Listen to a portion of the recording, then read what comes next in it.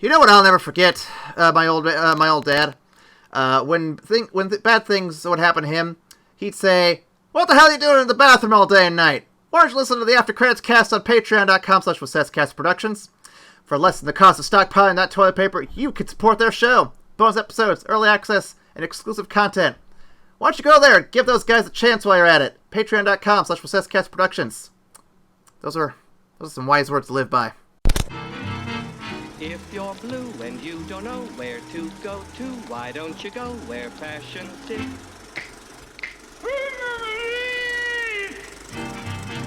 Different types who wear a day coat, pants with stripes, or cutaway coats.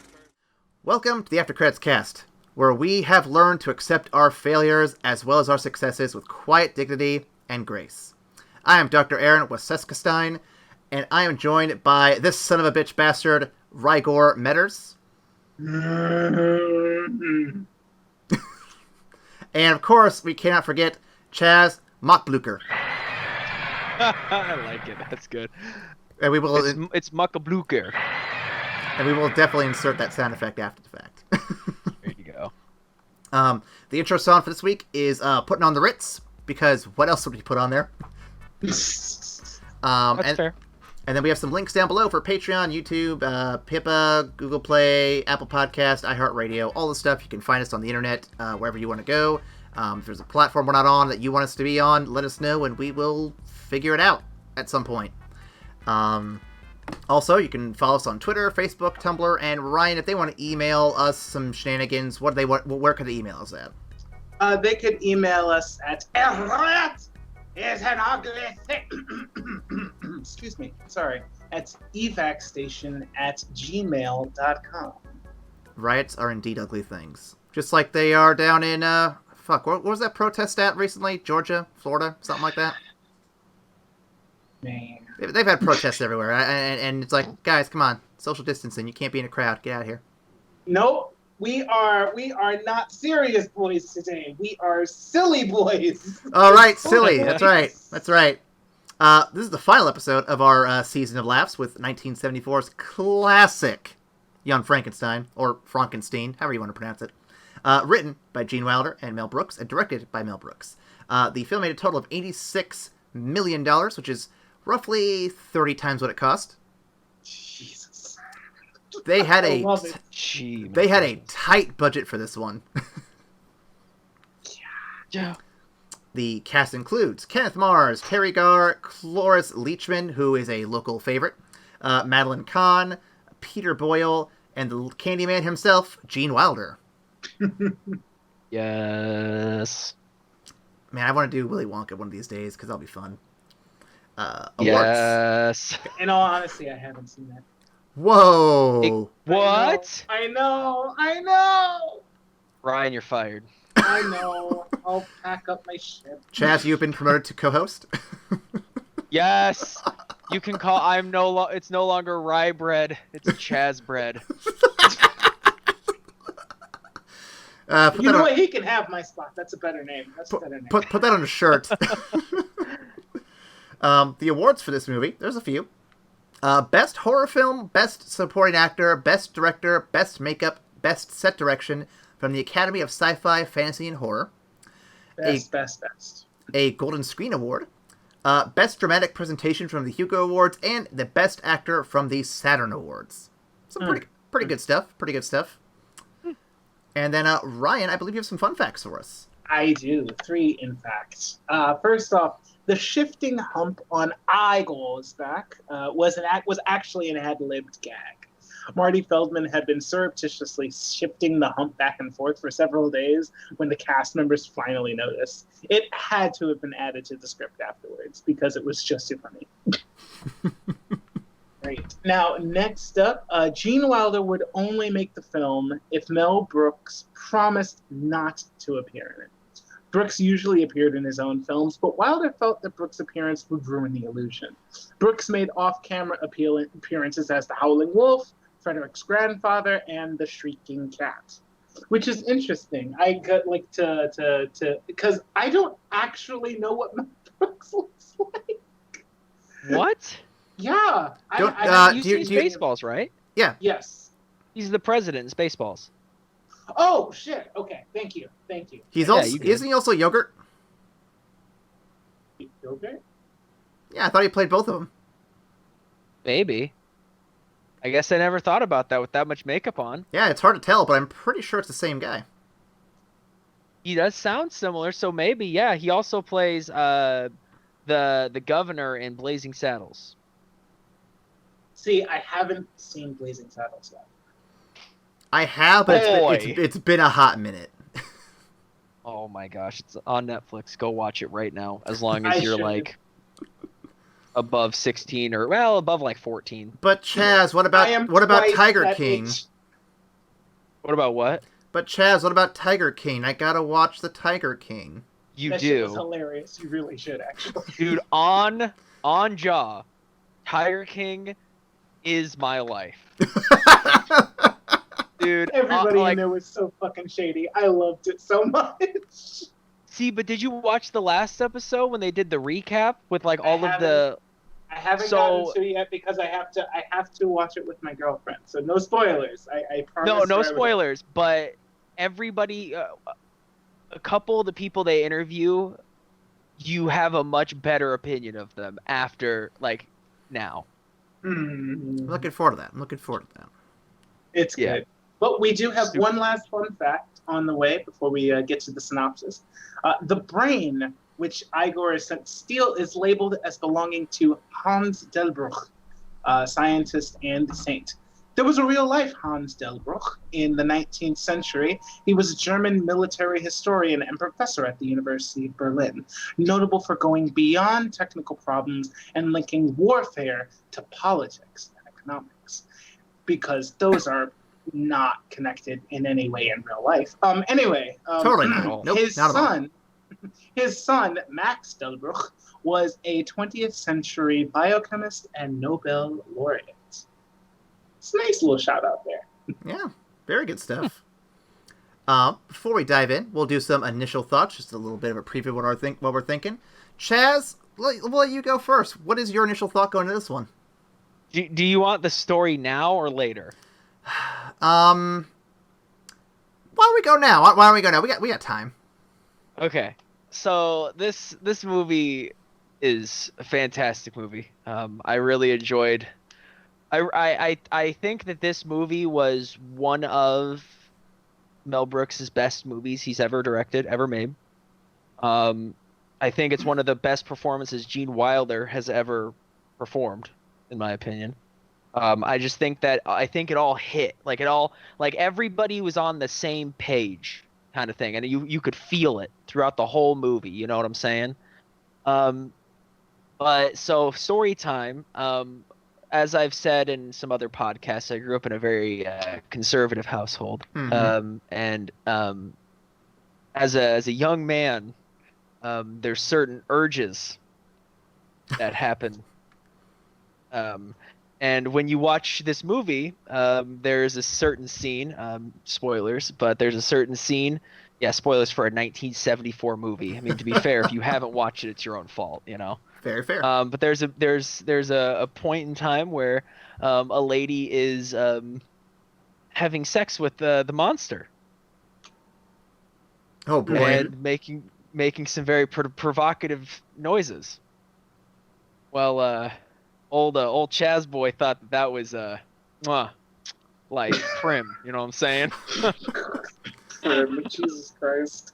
Like was prime, you know what I'm saying? Like that was the prime cut of beef, especially because like I didn't have internet access. Like I didn't have like the porno stash, okay? Like I didn't have anything for any of that. So, you know, I found what I could. Sometimes it was a James Bond movie and sometimes it was Young Frankenstein, you know what I'm saying? So there was certain acts and certain things taken care of during that scene specifically. Huh. So yeah, that's the story. Yeah. So Chaz is gonna be giving this a platinum just right off the bat. Probably.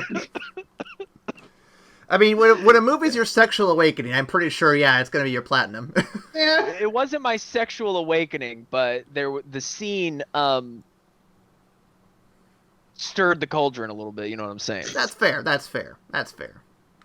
But yeah, so I really love this movie. Even in spite of that, like when I go back to watch it now, you know, it adds to the memories, if you will. Well, I'll pop in real quick. I don't have anything quite like that to share. Unfortunately. No, I grew up with this movie. My mom was always a big Mel Brooks fan. We used to watch him when I was a kid. Not like super little or anything. I think the first one I saw was Spaceballs. And then we went to this one in Blazing Saddles. And I think that's kind of where we stopped because I don't think we had any more at the time. And I've been meaning to watch the other ones. I got the collection home somewhere. But anyway, so yeah, I've watched this a few times. And I love it. It's good. It's great. For some reason, when I watched it this most recent time, I didn't laugh nearly as much as I used to before. And I don't know if it's because I've just seen it so many times, or if it's just, like, I was so tired when I watched it. One of the two. But it's still good. It still really captures that old school horror movie tone, but in a lighthearted kind of way. So I really appreciate everything it's trying to do. Okay. Please remind me to talk about the phenomenon of watching comedy movies that you've seen before, because I've experienced something similar with the one with a movie that we've spoken about in the past at some point. I'm not sure because time is weird, but please remind me to bring that up again. Oh, right, yes. Yes. In the meantime, I understand what you mean now. Yeah. It took a minute. Don't worry. It's timey-wimey. For my initial thoughts, I quite enjoyed this movie. This was my first time seeing it all the way through. And I found the humor to be, while very funny and silly, also very subtle. Like, it wasn't as in your face as The Naked Gun. It kind of assumed a higher level of intelligence of its audience. I personally feel I just feel like the humor was just a little more up there, which I really enjoyed, and I appreciated the subtlety of it. I was also just on my ass laughing, but I had a really good time with this one, and I can't wait to talk about it. Excellent. Before we go on, Ryan, do you want to tell us about your masturbation story? We'll save that for Patreon. How about that? That's fair. I just wanted to see if we could throw it out there. I wanted to see if I'd throw you off. Note that Is there one for this movie? Am I not alone? No, I just want to see if Ryan had anything he wanted to share in general. But anyway, I got a synopsis here for you boys. Let's see what we got here. Frederick Frankenstein is a doctor of some sort who doesn't really like the legacy of his family. Namely, his grandfather, who is infamous for the monster he created some time ago. You know the one. His great-grandfather has passed away and left the Frankenstein estate to young Frederick. He reluctantly leaves his tightly wound fiancée to lay claim to his inheritance, or some sort. He is met by the servant of the manor, Igor, and an assistant, Inga. They meet the housekeeper, Frau Blucher. Thank you. Who has plans to continue Dr. Frankenstein's horrible experiments. She uses music and trickery. I almost said magic. She uses music and trickery to lead Frederick to a secret library where all of the notes on how Frankenstein created the monster. Frederick is convinced to do it. They get the massive body of Peter Boyle and slap a brain into the skull that is a little different. You might say not normal. Upon revival, the monster is frightened by fire and must be sedated. The trio must hide the creature from the police, but Frau Blucher releases it into the world. After some frustrating encounters with blind people not named Toff, the creature is then lured home by the music of the night. Frederick tries to bond the creature, giving it a chance at real life. He then accepts his true name of Frankenstein. They put on a show for the scientific community, showing off the creature's coordination and mobility. Things go wrong due to technical difficulties. The monster goes on another rampage. The town starts a mob. The creature kind of forces itself on a woman he sort of kidnapped, and it's a little weird. Frederick has built a machine. Enjoyed it. Frederick has a machine to channel some of his intellect into the mind of the creature. They manage to pull it back and attempt to use this machine before the mob arrives. When they do, they shut down the machine. The monster awakens, finally able to speak his mind. He apologizes for his behavior and stands behind the man who gave him life.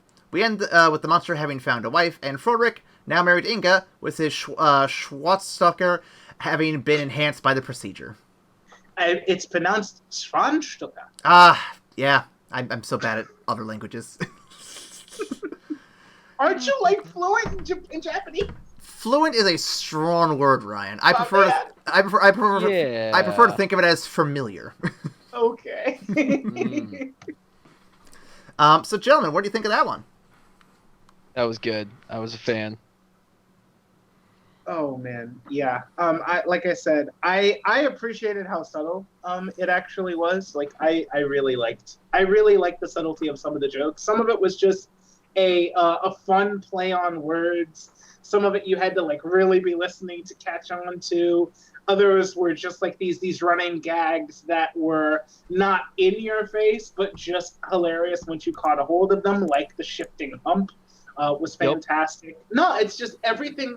A lot of stuff about the movie really assumed that the audience was a little smarter than your average viewer, and I like that. Yeah, one of my favorites. I'm jumping ahead a little bit, but one of my favorites is one of the earliest ones too, where it's like, "Is that a werewolf?" And then he's like, "Werewolf? Their wolf. Their castle." It's small, it's subtle, it's simple, but like it's just it's cute. I love it. But I think that's why I like it. Like you were saying, Ryan, like I think that's why I really enjoy this movie specifically, but I really also enjoy just Mel Brooks films in general, is because he does definitely assume that the viewer is a lot smarter than, the average viewer that, does a group protest during a pandemic where we're supposed to be inside. Or at least they pay attention. Exactly, like paying attention and like, using... like looking into the background to like figure out things and like knowing the throwbacks and the callbacks to different things, like just I agree with you, Ryan. I think that's why I really like this movie.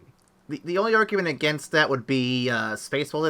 I think Spaceballs is literally just silliness all over the place without any real subtlety to it, which isn't bad. It's still really good, but I do think it's one of his least subtle works for sure. Yeah.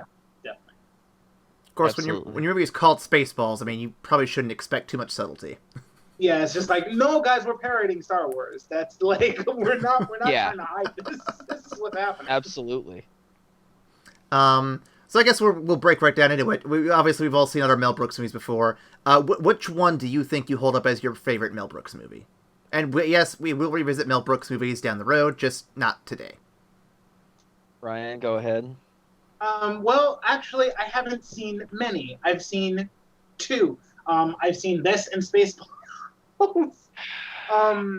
I want to say... it's been a long time since I've seen Spaceballs. It's been a very long time since I've seen Spaceballs. I think because Star Wars is so near and dear to my heart, and I saw Spaceballs first, I'm going to say Spaceballs is still my favorite of the 2, but Young Frankenstein is definitely very close. It's like I said, it's that more subtle comedy that I really enjoy. So if it wasn't for it just being a hilarious spoof of like one of my favorite stories of all time, then Young Frankenstein would have taken it. Okay. Yeah. Chaz, go ahead. Sorry. I think that's a pretty good explanation there, yeah. Ryan. Like that's. Yeah. Chaz, how about you? You want to go or me? No, okay. I was letting you go. I just kept interrupting because I'm like, there's a silent part here. I gotta jump in and let everyone know we're next. So, I gotta say, I love Young Frankenstein. It was one of the first Mel Brooks movies I saw. I think I saw Spaceballs first, and then Young Frankenstein, and then Blazing Saddles. Same here, yep. And then I saw History of the World Part 1, which was my favorite one until I recently watched The Producers. Oh, really? Have either of you guys seen that movie? I've heard a lot about it, and I've been wanting to check it out. I haven't seen it yet. It is one of the funniest movies I have ever seen in my entire life. Now, let me guess. Is it taking pot shots at like producers of film and whatnot? No. Oh, really? So the whole storyline of the producers it's based on a true story.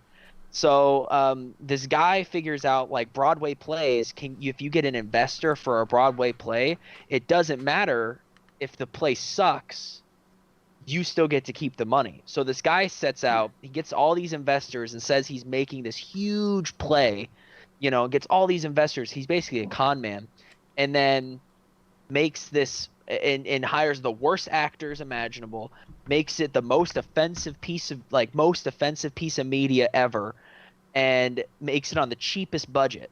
So he keeps all this money. So he makes like $1 million, and this is way back in the day, like back in like the late 40s, early 50s, I think is when it takes place. So he makes like $1 million off of this play, but instead of being a flop, it's a huge success because people think it's the funniest thing in the world. They think it's satire. So it's like one of the first things of like satirical comedy. One of the first. It's amazing. What's funny about this is I can see this concept being remade for Netflix specifically because people have made the joke about how Netflix will just make anything. Yeah. Oh my god, that would exactly. Be I don't think Netflix would go for it, but that would be I amazing. feel like they have enough hubris to let it happen. I feel like they might. Oh my god. And so it's a musical, so Mel Brooks is singing, and there's that cliche line like don't be stupid, be a smarty, come and join the Nazi party. Oh god. Like there's just so many one-liners about that. Like they make jokes about religion, about like Jews, about like any other race other than white. They make jokes about white people. Literally it is so offensive that it's funny. I will have to add this to my list of things to check out. I mean, we need to do a Mel Brooks season at some point because there's a lot of good stuff there to definitely get some content out of. Like, I'm down for that.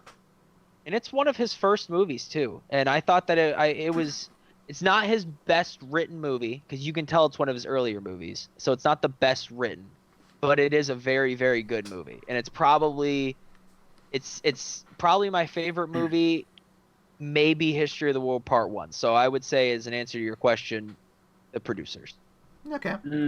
For me, I am similar to Chaz. I've seen everything up to Blazing Saddles so far. I don't remember Blazing Saddles enough to give a proper rendition of what happened in it. I just know it's a very good parody of Western films. So, but of the two I remember distinctly, I will say Young Frankenstein is the better made film, but I do know that I laugh my ass off every time I see Spaceballs, so I will probably lean that way. But I do, again, admit that Young Frankenstein is just the better made film overall. The subtle humor, the attention to lighting and tone and everything to recreate the feel of the old 1930s horror films, they run away with that pretty solid. Especially because it's a big gamble to take in 1974 when no one wants to see black and white movies. That's true. That's very fair. Yeah. Yep. So, speaking of which, this film is noted as the most successful film either Brooks or Wilder would ever work on apart or together. Do you think it deserves this distinction? Why or why not? And why do you think it was so popular? I think it does.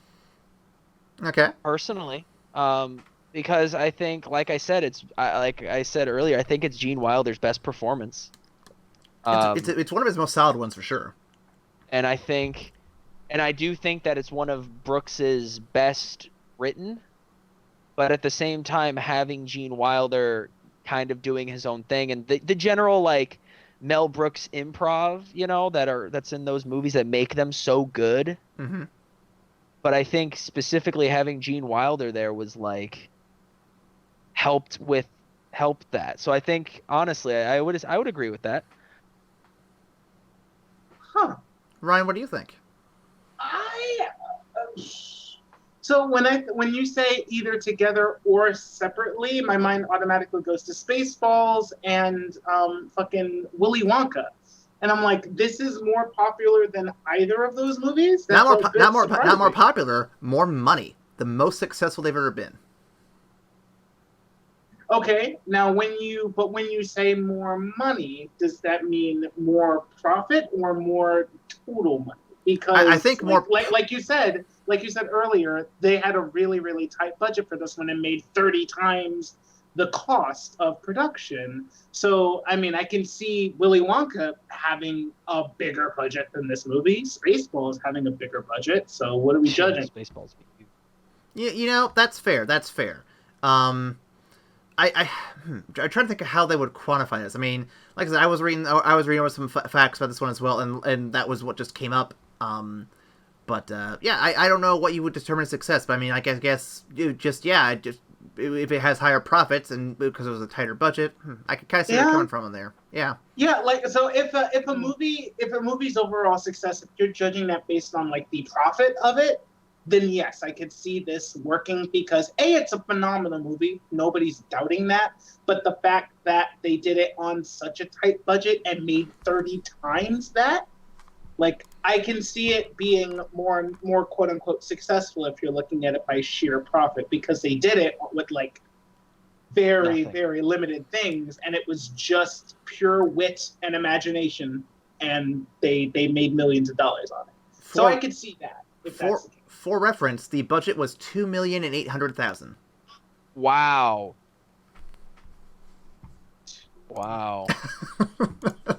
You couldn't even if Gene Wilder was still around, you couldn't buy him for $2 million anymore. Nope. Yep. But yeah, like I get that. Like that will be my answer, because I can see Spaceballs and Willy Wonka costing more, so pure profit it probably hurt it a bit. I'm not I'm sure both of those movies made bank, but if we're looking comparatively, I could see this making more money as opposed to cost. I like the way you took that question. That's a very interesting way to take it. I do like that a lot. So when Mel Brooks does a parody, and we've seen a few already, he doesn't just choose one target, but he chooses several targets across a genre. Spaceballs is a good example. It hits up stuff like Alien, Star Wars, Star Trek, all that stuff. What other films or books or ideas did you see in Young Frankenstein besides the work of Mary Shelley's original novel? Or did you see anything else in there? Y'all are going to have to take this one because I'm not super familiar with the genre, so I just saw what was on the screen. So, as a pause for a brief aside, the Willy Wonka and the Chocolate Factory had a budget of $2.9 million, and it only grossed, in the box office, $4.5 million. Whoa! What? Whoa! Listen, I Googled it. That's what Google's telling me. I trust you, but that's Willy hard Wonka to swallow. Is a cult classic? Is that what you're telling me? Pretty much, yeah. Oh my god. Yeah, so it had $0.1 million more budget than Young Frankenstein. That's nuts. Okay, that's crazy. Well, that's crazy talk. Spaceballs had a budget of $22.7 million, Which makes sense. and had box office of $38 million. Yeah. So yeah, Young that's- Frankenstein is unquestionably more successful than both of those. Yeah, both in profit and just overall growth. Holy shit. Yeah, that's crazy. I kind of Wow. feel bad. I feel like both these men deserve so much more for all the work they did. Like, they did some great stuff back in the day. It's hard to believe they didn't get any higher than this. So here's my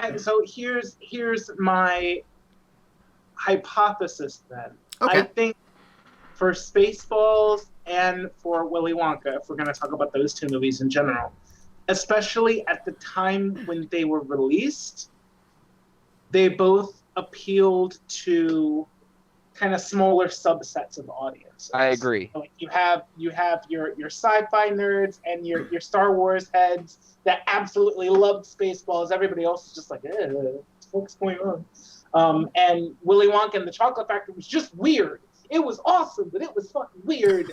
And so that probably would have alienated a lot of people as well. I think agree. Young Frankenstein probably appealed to the largest audience with the subtle humor and just something that everybody could enjoy, and it wasn't too in your face with the adult stuff. Like they had like one big dick joke that made like 2 or 3 appearances throughout the entire movie, and the rest of it was just fun play on words and just like punny shit like that. So I can see why. Wow, yeah, that's true. I think you're exactly right with that, Ryan. I think that you couldn't be closer to the truth. Yay! Man, just that little extra bit of context really reframes that whole question, doesn't it? Yep. Yeah, and then then you have Blazing Saddles with a $2.6 million budget and grossed $120 million. Yeah. Damn. Okay, so I got to see what? All right, I got to see Blazing Saddles. Hey, it's a fantastic film. Sorry, Aaron, what was the question? The original question? The question was, did you catch any other references to other films, books, or ideas in Young Frankenstein besides the work, besides the references to Mary Shelley's original Frankenstein novel? Because like I said, in other Mel Brooks films, he tends to parody a wide array of targets in a genre. So I was wondering if there's anything else you caught that maybe I missed. I mean, besides like the comment about, like you mentioned earlier, about the werewolf, theirwolf. Mm-hmm. Yeah, I mean, there was definitely that, like the cliche, like throw the switch, Igor. But they were pretty. Yeah, no, they were pretty rigid to just the Frankenstein mythos, weren't they? It was pretty. Yeah. I mean, granted, I'm sure that somebody, like if you're an English major or something, or a media major, can look at that and be like, oh, well, that's this, and this. But I'm not that educated. Well, here's the thing for me. I love horror films. I love all that stuff. Most of the horror films I've seen are from 1975 and later. So it's not going to reference anything I've really seen a lot of. It probably references things I've heard of, like Dracula, Monster from the Black Lagoon, all that stuff. But I haven't seen a lot of those 1930s and 40s classic horror films. And it's not that I don't want to. It's just, one, I got limited time to do all that stuff. And two, they're really old as shit, man. Yeah, that's fair. And they're probably hard to find, too, aren't they? I bet you can go on like a Criterion Collection sort of thing and find them there, or something like that. I'm sure there's a collection somewhere you can get them at. I know I've seen the box set of them somewhere. That's fair. I mean, if you can get all 30, is it 30 Bond films? If you can get all, 25, I think. If you can get all 25 Bond films in a box set, I'm pretty sure you could find that. Oh, gosh. Please tell me that we're never doing a Bond film season. I don't know if I have the patience for it. Yeah, I love that shit, but it's fine. It's okay. Like, don't get me wrong. I grew up on that shit. I'm sorry. Don't get me wrong. I like Bond here and there, but I don't know if I have the patience for 25 films in a row. Oh no, we couldn't do the whole. Ryan, we learned. You'd have to pick a few. Right. You gotta pick a few. Well, I would do like one for each Bond. Yeah, that's okay. Fair. I could do that. See, we learned from our mistake, Chaz. We tried to do all the Studio Ghibli films in a season. The problem is they aren't really good for search engine optimization. And while the movies are all fantastic, it's hard to get through them all and have everyone be interested in them. Yes, that's very true. And there's like there's like 20 of them. as film critics, oh my god, did I call ourselves as film critics? Wow. As film critics, kind of are. I really, really enjoyed it. But yeah, for you playing the YouTube game. In Studio Ghibli, the people who did Grave with the Fireflies? Grave with Fireflies, Spirited Away, all that stuff. Oh, I'm glad I wasn't on that podcast. Oh. Because I have a very controversial opinion of that movie, so. Grave with the Fireflies is like our top one. Oh, really? Yep. Oh, man. Oh. But to be fair, it's a great movie. I'm a big history nerd, and I love that historical recontextualization you get. So it's a fantastic movie, but I just have the emotions that I felt during that movie. I think were the polar opposite of what I was supposed to feel. I really want to know, but we're so No! Oh man! I want to derail this podcast so bad. Okay, fine. Let's derail it. Chaz, what are these opposite feelings you have for these dying children? Dude, that movie was so funny. Oh God. I was crying.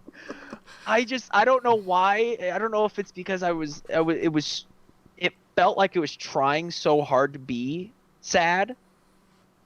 Because like every turn, something bad happened, right? Mm-hmm. Like, because they run away from the place, right? Yeah. Then they're like freezing to death, basically. Then they kind of like try to like figure it out, but then it gets worse, and then it gets worse, and it just keeps getting worse, and it keeps getting worse, and then she just, and then like the final scene where they're just like, yeah, I've seen that look a lot. He's not gonna make it through the night, I don't know why, but the whole movie, I don't know if it's because I was uncomfortable emotionally, and that's how I deal with it, because that's fair. Right. I laugh typically when I'm upset. Or if it just kept hitting me in such a way that I just kept laughing. So I feel terrible saying it because it's not a funny movie. No, obviously not.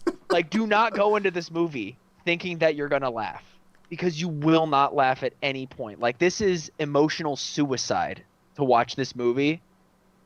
Like if you were to watch this movie on repeat for a day, You'd be like, dead inside. you would need to be on some serious antidepressants. Mm-hmm. So I'll tell you, Chaz. I had no idea what I was watching when I watched it. No. And so but I also was kind of tight for time, so I figured, okay, I'll watch the movie and time it so that it ends right after so that it ends, and then I can jump right onto the podcast. Oh no! Oh no! Oh man, I hadn't cried that hard in a long time.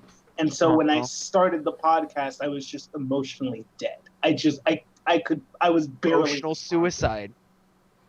I was just out. I couldn't believe it. Like, I was still like sniffling like during the podcast. It was really hard. Yeah. And like, so that was the first time I watched the movie. I laughed. The second time I watched it, I cried and I was upset, but like, definitely the first time I watched it, I had the entire opposite reaction. Like I said, I appreciate for the historical context, because I'm used to seeing films from the American perspective of, oh, hey, we're heroes, we're in war, we're going to fight the bad guys, all that stuff. So seeing it from the perspective of some of the people we've beaten up is refreshing in a bleak but still very helpful kind of way to contextualize how bad war kind of is on all fronts, no matter who you are, really. It's good because and it's so good to see that kind of view. Mm-hmm. And I honestly think that every world leader should be forced to watch a video similar to that. Like, for example, like America with Japan, like every world leader in America should have to watch that movie. Mm-hmm. It's pretty much exactly what we said. Every Japanese leader should have to watch, whatever, some atrocity that they've caused, things like that, to where like they don't want to do that because they're like, bruh. I mean, it sucks. I remember us saying that that should be like mandatory in like history courses, just because you need that extra context to realize what happened then and why it's not good to do this kind of stuff. They watched it in my AP Civics class. Oh yeah? World Civics. We watched it, and I had seen it before, so this was the second time I watched it. So luckily, I wasn't laughing. In class, that would have been very awkward. And it actually, so we finished the movie, and we were all sitting there, and everybody in the class had cried. Mm-hmm. Like, the teacher was, everybody was bawling. Like, even like the toughest dude in that class like had tears. Like, it's a very emotional movie. And so we're all just sitting there, and like the bell rings, and we just sit there, and the teacher was like, "Yeah, you guys should just go home." Just go home. Just go home. Yeah, so we all went home. Because we at that point we were all emotionally dead. Like you said, Ryan, like just emotionally just flatlined. Another good movie with from the same studio with a very similar like historical bend to it that's not nearly as depressing is Wind Rises. I don't know if you've seen that one, Chaz. I have not. I have not heard of it. No, is it? It's Studio Ghibli though, right? It's a Ghibli anime biopic almost. It follows the Okay. life story of the man who made the suicide planes for the Pearl Harbor incident. Oh. Yeah, he didn't plan for those planes to ever be used for war, and it's kind of sad seeing his creations that he spent his whole life being passionate about being used to kill people. Yeah. That would. Wow, that'd be a deep movie. It's beautifully animated, and it's a lot more optimistic most of the time, but yeah, that last bit where you kind of see what all happens and he reflects on all of it is just like, oh, yeah, this is also not super great. Yeah. So yeah, should we get back to Frankenstein before we forget about Probably. it? We Probably. became serious boys again. We have to be silly boys. Sorry. Well, sorry. Silly boys, you get a silly question. Would you trade some of your intellect for a larger dick? I'm I black. don't have a lot to spare. Like, if I trade anything, I'll be like a moose, like just not really around, just kind of like chilling, you know. But yes, Ryan, All you said, that being said, yes. Yes, I will. Ryan, you said something about being black over there. Yeah, I'm good. Oh, okay, I'm black. okay. freaking cheater. I know, right? Doesn't count. Doesn't count, man. Oh man, you got to let me have this one thing. Like That's fair. I'm like being shot at outside. Look, let me have this. Let me have That's fair. That's Just, fair. just hit the bullets with your dick. You're fine. Hey, there you go. Oh, that's what I should be doing. God damn. All right. I think you'll get shot out more if you whip it out outside. Yeah. I don't know. The police might be intimidated. They're like, "Oh man, his dick is big. Gotta run away." He's got No, a here's the weapon. thing: is that most cops are white, so they'll be jealous, so they'll shoot at him more. Oh shit, you're right. Just saying. Oh, that was terrible. I'm sorry. That was a terrible joke. I completely opened the door for that. You are in no way, shape, or form to blame for going there. But hey, if it's a lady cop, you might get some. You know what I'm saying? So. My girlfriend will be pissed. But you'll survive, and she'll understand. Yep. Listen. It was Okay, either would this you- or get shot, babe. Come on. Exactly. What do you want? Would she be? I mean, she might be the one to shoot you then. But like, Yeah. No. And your dick can't save you then. Nope. no matter how big it is. Oh god. That was a perfect segue from Grave of Fireflies. Anyway. Yeah. We needed to hit the hard left. Emphasis on hard, if you know what I'm saying. Hey! Hold on. Let's see. I actually answered the question. I probably wouldn't because I like big brain way it is, even if it's not so big. And I make do with what I got, and I don't have any complaints. So yeah, I'll go with that. Yeah, leave it there. Great answer. Great answer.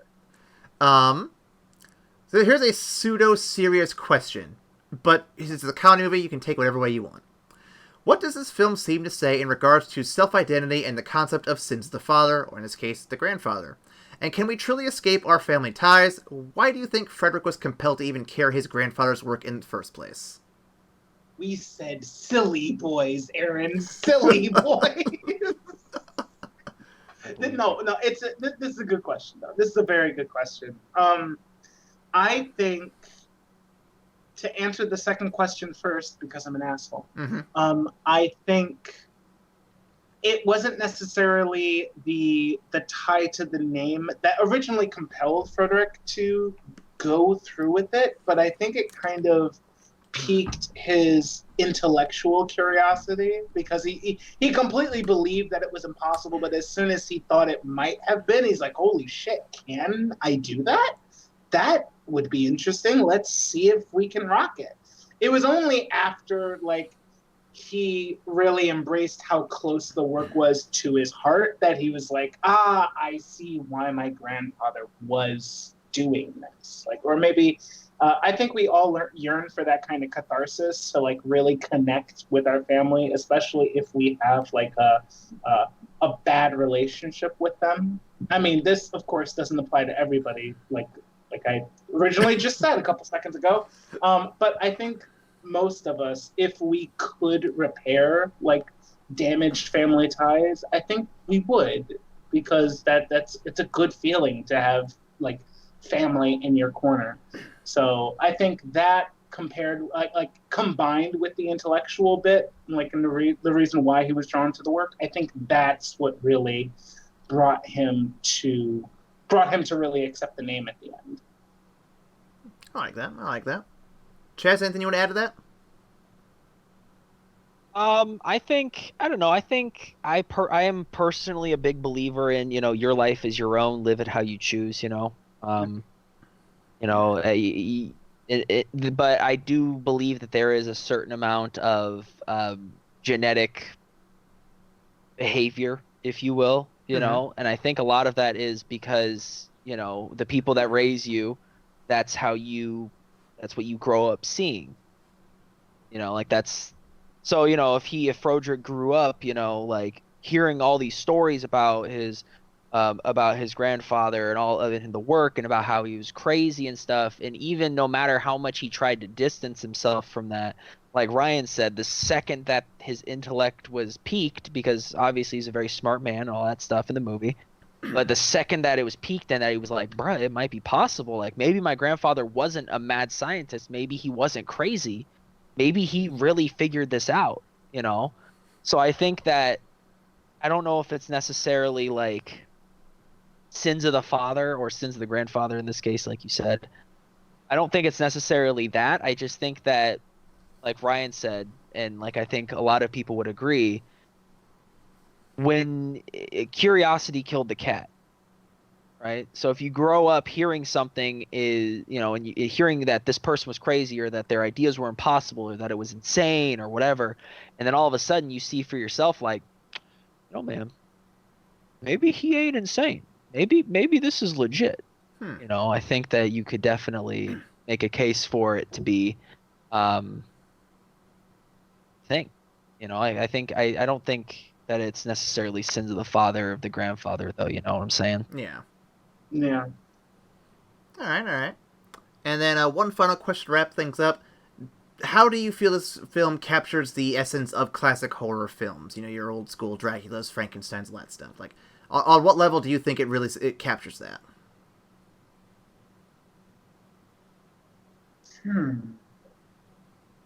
I think it does a really good job.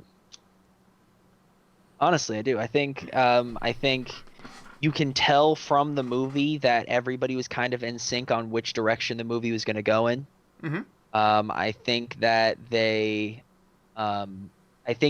can definitely tell from watching it, and again, goes back to everybody being in sync, but that everybody that was involved in this movie, at least the actors, the directors and producers and all that stuff,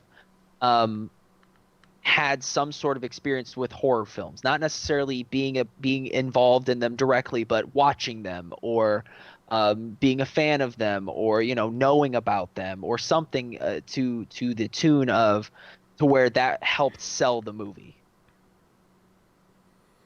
Yeah, everyone having a cohesive vision and being able to share it properly, and then just the visuals and audio emulating exactly how things were in those older films, but with a more, I'm not going to say modern because it's still like 1974, so it's not modern for us, but like 1974 modern. Like, it was cleaned up, it's polished, it's nicer. I think they did a great job on all fronts getting that down. Yeah. I would say, the biggest thing that I loved about how it captures it was the use of like the very like limited budget, and like it kind of recaptures the feeling that they were going for with those old movies. So by keeping themselves to kind of that with that restriction, like they unintentionally kind of recreated the whole feeling of going to see those movies. Also, getting back to the concept of subtlety in those old movies, like, was definitely a big thing. So the subtlety of the humor I thought was really, really interesting. and also served to capture that as well. So yeah, that would be my answer. Very good, very good. Anything else you guys want to bring up before we move on to the mail call? Best joke of the movie Yeah, what do you got? was Abby Normal. Dude, every time I watch that movie, it sends me, I'm down for the count. You know, whose brain did you bring me? Abby Normal. You brought me an abnormal brain. Oh, kills me every time. Man, that's a good joke. I hear around the house back home or back with mom and dad way too much. Yep, I love it. One of our more quoted movies around there. That and anything Simpsons, obviously. Fair enough. I think my favorite joke was actually early on. It was Igor, because when he's like, "Are you Dr. Frankenstein?" Frankenstein. It's like, you're putting me on. Like, no, my name is Frankenstein. Are you Igor? No, I'm Igor. And I thought he said that just to be a smartass, and then they kept it the whole fucking movie. Yup. Yes.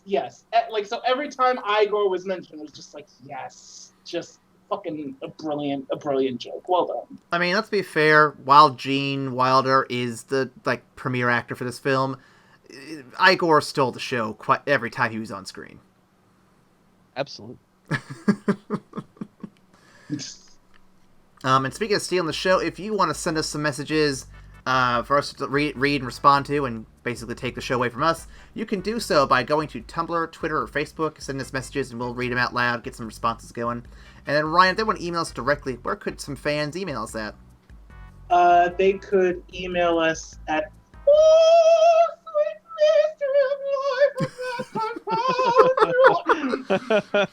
excuse me. Sorry, just in there. That's evacstation@gmail.com. I didn't think we'd get that from Ryan tonight. That kudos right there. That was amazing. Mm-hmm. And of course, again, you can follow us on Patreon for exclusive content. Be sure to check out the links down below. Gentlemen, let's review the film. We go from platinum to trash and all the colors in between. Where do y'all land on this one? Ryan, go ahead.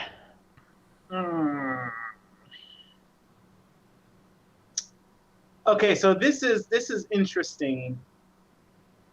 I think this movie was technically and just more skillfully made than what we've seen in the past. Mm-hmm. I think it's very well written, and I really, really enjoyed it. That being said, I wasn't bursting out laughing like I was with The Naked Gun.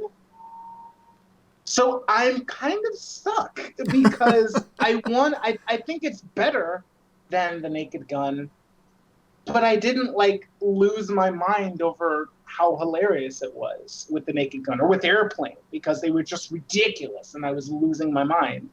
I think this was more satisfying on a cognitive level, but if we're looking at it from a pure comedy standpoint, I don't know. I don't know. I mean, the the score system is entirely how you want to make it. If you want to judge a comedy based on how it makes you laugh, that's the way you could do it. If you want to go for an all round approach, you could do that too. It just really kind of depends on what you're shooting for there. Yeah, damn it, I'm stuck. Fuck, I'm trying to figure this out. Chaz, do you have any thoughts? Because I'm trying to pull this out of my ass right now. I'm gonna go with Silver. Oh, really? Yeah.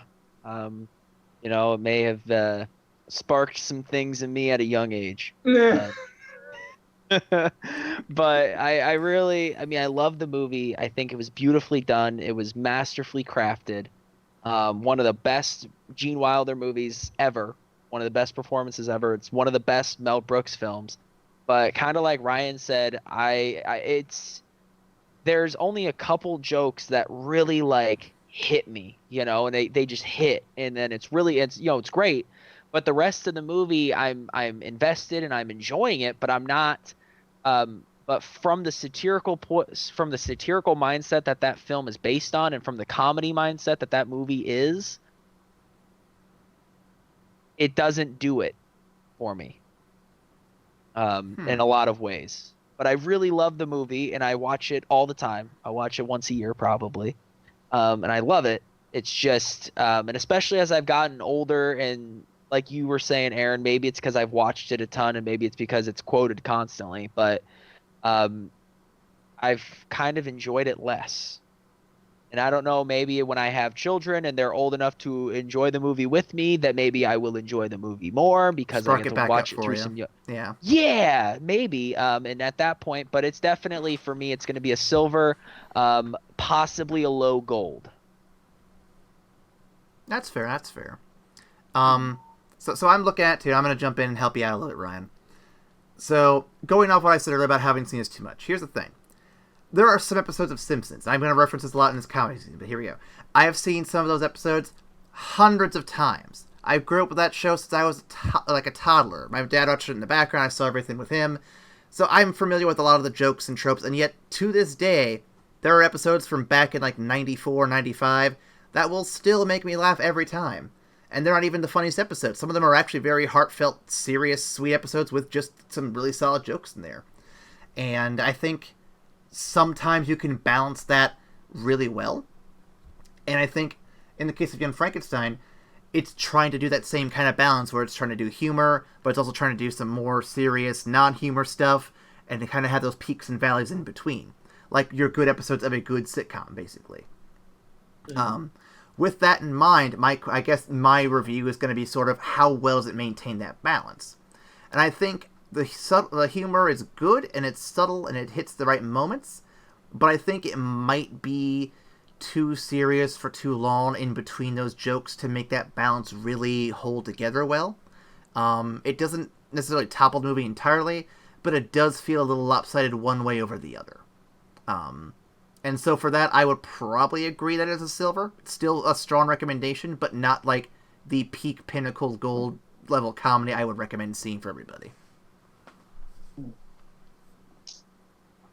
That's interesting. I think I'm gonna join you guys on the silver train there, because I think it's really well written, and I think the jokes are very, very good.